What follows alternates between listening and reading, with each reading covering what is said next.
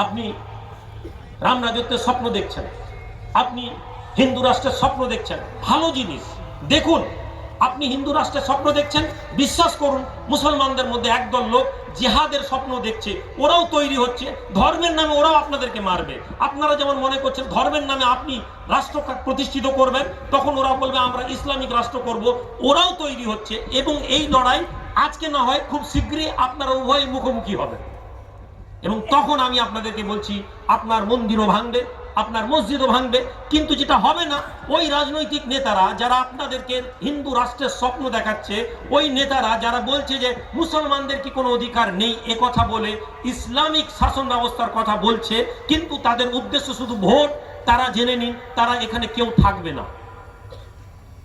ওই দাঙ্গায় আপনি দেখবেন আপনার এলাকার ওই বৃদ্ধ পুরোহিত, মসজিদের ওই পুরনো মুয়াজ্জিন, গোলাম রসুল চাচা যার পাঞ্জাবিটা কুঁকড়ে গেছে, মাথার টুপিটা ময়লা হয়ে আছে, লুঙ্গিটা কুঁকড়ানো, যাকে আপনি কখনো দেখেননি, ও চা দোকানে বসে ও কিন্তু বলবে যা হয়েছে হয়েছে, আমাদেরকে হিন্দু মুসলমানকে এক হয়ে থাকতে হবে।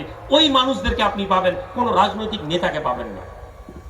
সুতরাং সিদ্ধান্ত, ওই আগুনটা দেখে আগুন নিভাবো নাকি আমরা সচেতন হব।